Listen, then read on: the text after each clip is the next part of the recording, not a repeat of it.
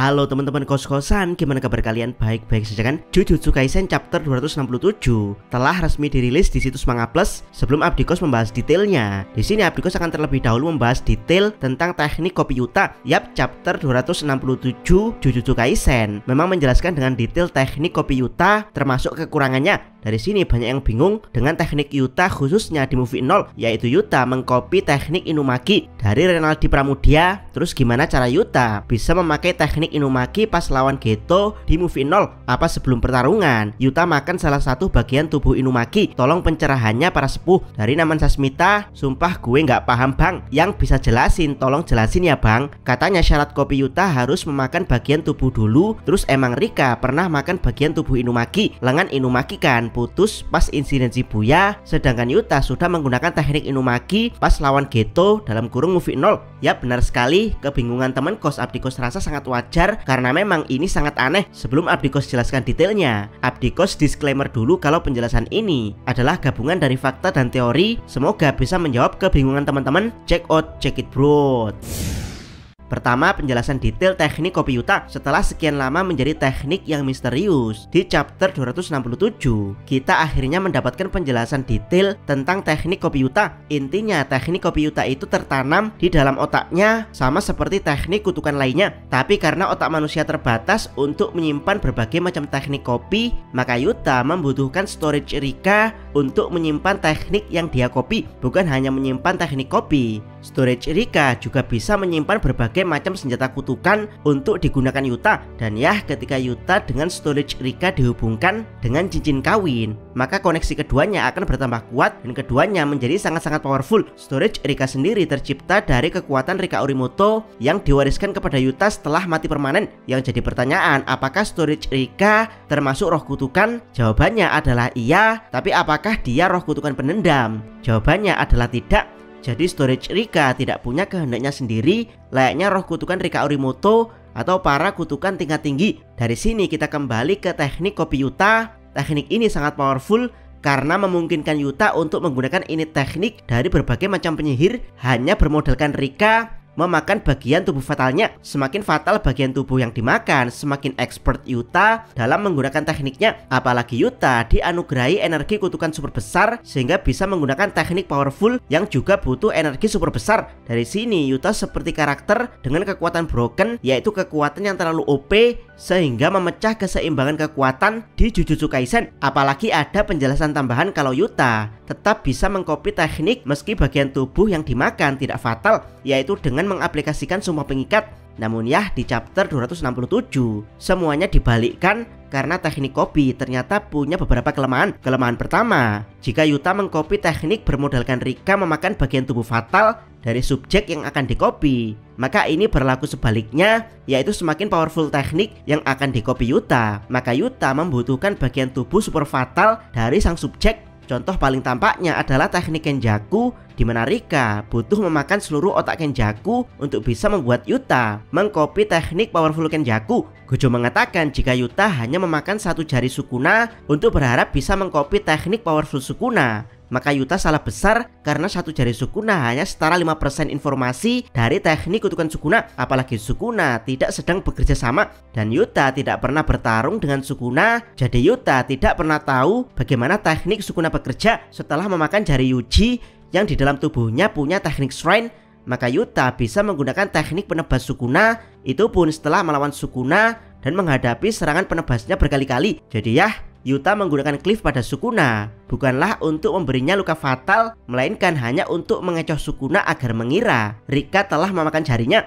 Kelemahan kedua, jika bagian tubuh subjek yang digunakan untuk mengcopy teknik diregenerasi oleh pemiliknya, maka teknik yang telah dicopy akan menghilang dari storage Rika. Itulah kenapa Yuta tidak mengcopy teknik Gojo atau Hakari saat keduanya masih hidup, karena keduanya adalah master regenerasi dan kemungkinan besar teknik keduanya sulit untuk dipelajari. Sementara jari Yuji memang sengaja tidak diregenerasi Bagaimana dengan Uro Takako? Jika kalian melihat kembali kemunculan Uro setelah pertarungan Sendai, saat dia ketakutan oleh kedatangan Sukuna, dia menutupi wajahnya dengan lengan kanan, yang itu artinya lengan kiri Uro belum kembali sampai sekarang. Kelemahan ketiga sudah Abdikos jelaskan di awal kalau teknik kopi bergantung pada storage Rika, di mana storage Rika punya dua mode, yaitu mode manifestasi biasa dan mode manifestasi penuh. Di mode manifestasi biasa, Yuta tidak bisa menggunakan teknik kopi sesuka hati karena keterbatasan otak manusia dalam menyimpan teknik kutukan. Kelemahan keempat masih sebatas teori, yaitu walaupun storage Rika adalah roh kutukan, tapi dia bisa hidup karena ikatan cinta Rika dan Yuta. Dalam bahasa kasarnya, cinta Rika pada Yuta masih menghantui tubuhnya lewat storage Rika saat tubuh Yuta sekarat dan otaknya dipindahkan ke tubuh Gojo dengan teknik Kenjaku. Storage Rika tidak bisa menghantui tubuh Gojo alias tubuh Gojo, tidak bisa menggunakan teknik lain selain Limitless dan Six Eyes. Dari sini bisa disimpulkan kalau kemungkinan besar saat batas waktu manifestasi Rika yaitu 5 menit habis, maka Rika akan mati bersama dengan tubuh Yuta. Sementara Yuta sendiri masih misterius, yaitu antara tubuhnya akan terjebak permanen di tubuh Gojo jika memang teknik Kenjaku hanya butuh pengaktifan satu kali, atau Yuta akan mati permanen jika teknik Kenjaku butuh pengaktifan secara terus-menerus, yaitu Yuta akan mati ketika tidak lagi bisa mengaktifkan kopi pada teknik Kenjaku. Sekarang pun Yuta langsung turu karena teknik akan terbakar setelah domain expansion.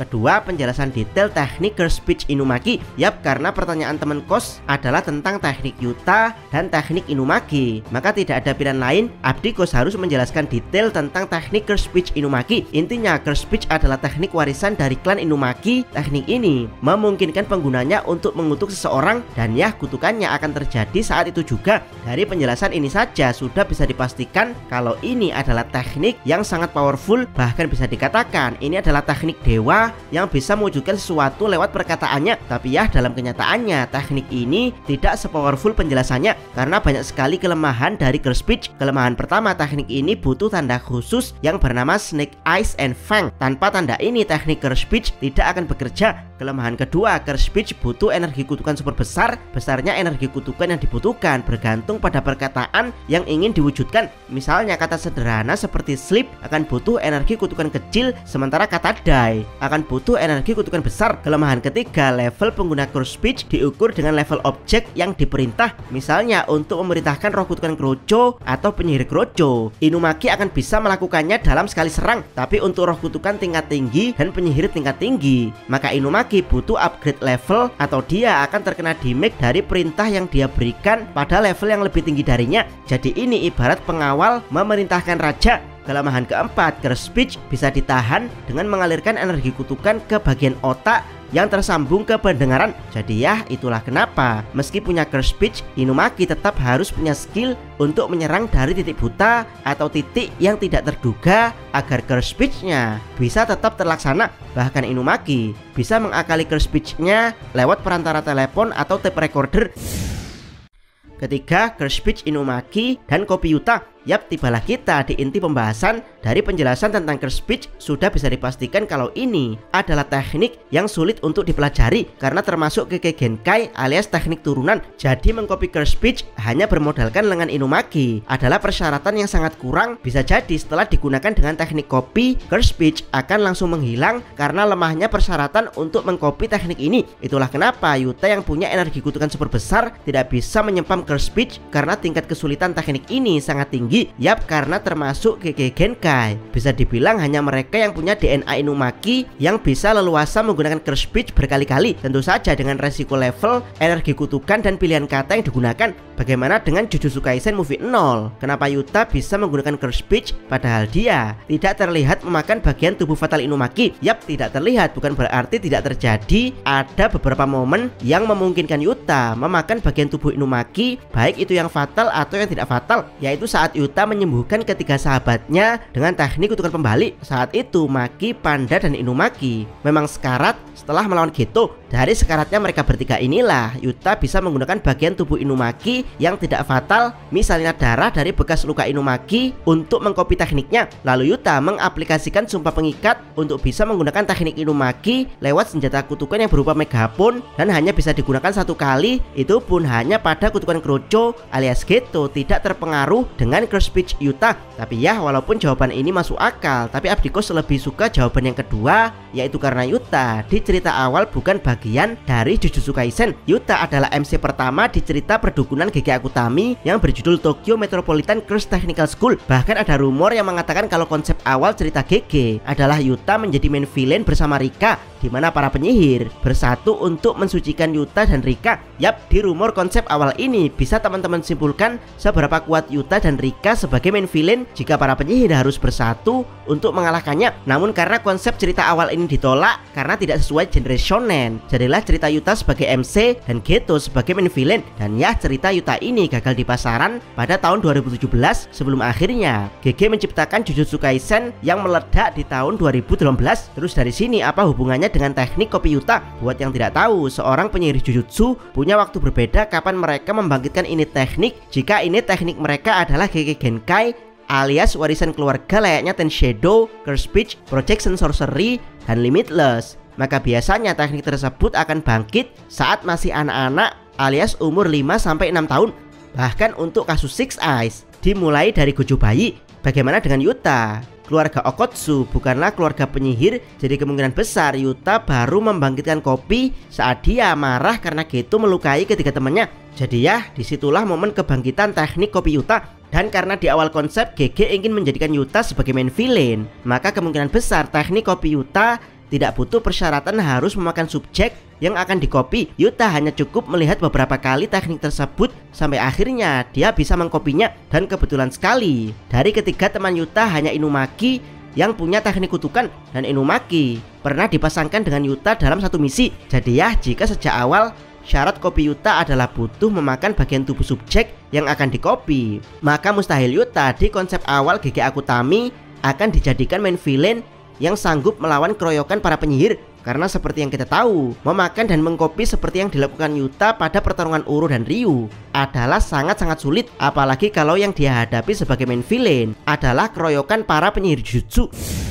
Keempat, kesimpulan akhir dari Abdikos, diakui atau tidak, setelah kesuksesan Jujutsu Kaisen, manga gagal Yuta pada akhirnya menjadi linier dengan manga Jujutsu Kaisen yang lebih dulu sukses, alias manga ini menjadi canon. Bahkan judul manga Yuta diganti menjadi Jujutsu Kaisen volume 0, yang itu artinya Yuta menggunakan curse speech di volume 0 adalah canon. Untuk itulah butuh kesimpulan akhir untuk menjelaskan kebingungan ini. Dan kesimpulan paling masuk akal dari Abdikos adalah saat Rika masih hidup alias sebagai roh kutukan penendam, Yuta tidak butuh memakan subjek untuk mengkopi teknik.